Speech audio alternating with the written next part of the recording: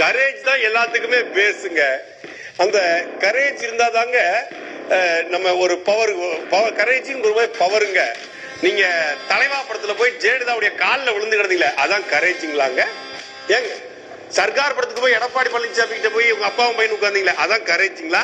அதான் தைரியங்களா? அதான் ஆற்றலுங்களா? அதான் துணிச்சலுங்களா? அதுதான் வீரங்களா? ஏனுங்க சொல்லுங்க. கட்சி தொடங்கினா மக்கள் பிரச்சனையை பேசத்தான் கட்சி தொடங்கப்பட்டிருக்கும். எல்லா கட்சி தலைவர்களும் அதுதான். ஆனா தான் பிரச்சனையை மக்கள்கிட்ட போய் சொல்லிட்டு உட்கார்ந்திருக்கான்.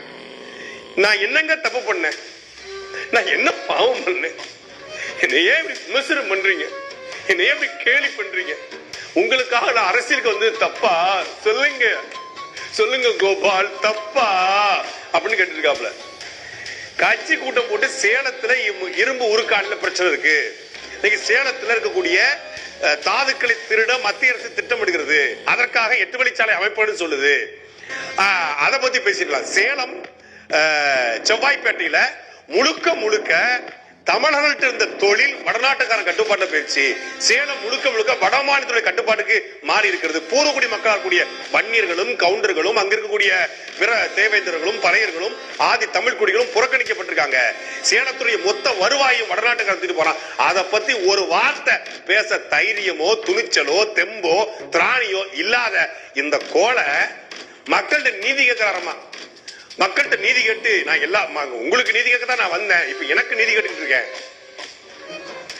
ஓட்டை விற்க மாட்டேன், உரிமையை விற்க மாட்டேன்னு உறுதிமொழி எடுக்க சொல்கிற விஜய் அவர்கள், நான் லாட்டரி சீட்டு வாங்க மாட்டேன், நான் பிளாக் டிக்கெட் வாங்க மாட்டேன், வருமான வரியும் ஒழுங்கா கட்டுவேன் அப்படிங்கிற உறுதிமொழி எடுக்கிறதுக்கு தைரியமோ துணிச்சலோ தெம்போ திராணியோ கரேஜோ இருக்கா? அதெல்லாம் இல்லைங்க. இல்ல 8ஆம் படிக்கக்கூடிய பையன் யோசிச்சா அது எப்படி யோசிக்குமோ அப்படி ஒருத்தன் எழுதி கொடுத்துருக்கான். அதை உட்காந்து ஒருத்தன் மேடல பேசிக்கிட்டு இருக்கான். கரேஜ், அந்த கரேஜ் தாங்க எல்லாத்துக்குமே பேஸ்.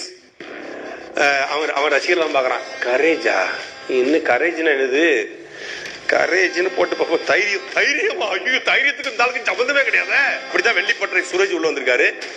இவர் வந்து அறுத்து தள்ளுவாருன்னு சொல்லி அதிகாரில இருந்து காத்துட்டு இருக்காங்க. 10 மணிக்கு வந்துட்டாங்க. இவர் ஆட்டிக்கிட்டு பொறுமையா 12 மணிக்கு வராரு. 3.5 மணி நேரம் 4 மணி நேரம் வெயில்ல காத்து கிடந்ததுனால தண்ணீர் இல்லாம சுருண்டு விழுந்து விஜய் டிஎம்கேவா டிவிகேவா தீய சக்தியா தூய சக்தியா அப்படின்னு பேசிட்டு இருக்கும்போது அவர் உயிர் பிரிஞ்சிருச்சு. இதனால தாண்டா காவல்துறை அனுமதி மறுக்குது.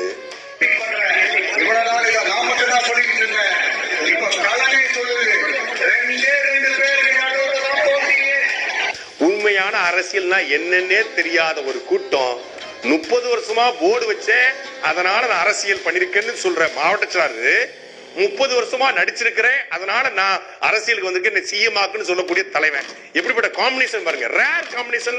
சாட்டை எப்போதும் அநீதிகளுக்கு எதிராக சுழண்டு கொண்டே இருக்கும். அந்த அநீதி எந்த வடிவத்தில் வந்தாலும், அது திராவிட வடிவத்துல, அது இந்திய தேசிய வடிவத்துல, திரைத்துறை வடிவத்துல, எந்த வடிவத்துல வந்தாலும் சாட்டை சுருண்டடிக்கும். அந்த சாட்டையை சுரட்டி அடிப்பதனால தாங்க முடியாம நம்மளும் சாட்டையை சுட்டோம்னு சொல்லி சாட்டைங்கிற பேர்ல ஒரு அருணாகரை கொண்டு கொடுத்துருக்காங்க. அருணாகரை வச்சு சுத்திக்கிட்டு இருக்காப்ல விஜய்.